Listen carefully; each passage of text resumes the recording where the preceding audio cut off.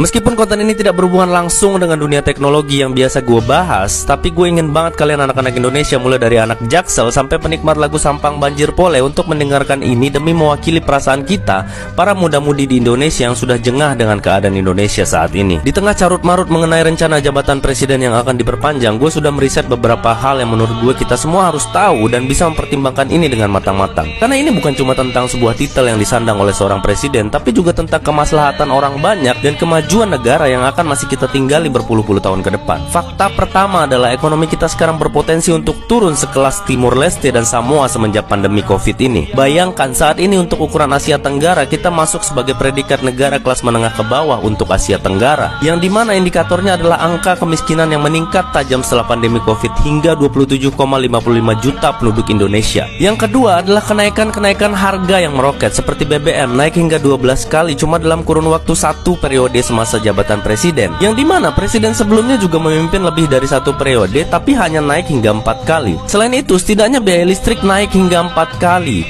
sedangkan presiden sebelumnya hanya naik 1 kali. Yang ketiga adalah korupsi di berbagai lembaga yang semakin menggila di masa jabatan saat ini. Korupsi mencapai lebih dari 70 triliun dalam 2 periode masa jabatan, yang dimana pergerakan KPK semakin ditekan dengan adanya peraturan-peraturan yang menguntungkan pejabat dan oligarki untuk bermain semakin lincah di tengah sungai yang kotor. Yang keempat, dampak dari aturan KPK yang semakin melonggarkan gerakan para tikus ini berakibat fatal terhadap 23 perusahaan BUMN yang merugi hingga 5,23 triliun. Ngomong-ngomong masalah BUMN, masih ada lagi BUMN yang masih menagih hutang ke pemerintah yang angkanya bisa mencapai 100 triliun lebih, yang entah bagaimana itu akan dibayar, padahal PR utang luar negeri kita masih sangat banyak untuk diselesaikan. Dengan kondisi negara yang semakin semraut seperti ini, gue heran kok masih sempat-sempatnya mikirin EKN dan memperpanjang waktu kekuasaan, dan dimana empati kalian yang masih mendukung pemerintah melihat kenyataan-kenyataan ini berkali-kali muncul di TV dan berita, tapi seakan-akan kita mencoba untuk tutup mata. Ya udah, oke lah ya, ini sudah tidak bisa diubah lagi karena nasi sudah menjadi bubur. Tapi saran gue untuk pemilu di masa mendatang, walaupun kita semua sudah tahu tentang rahasia umum di dunia politik,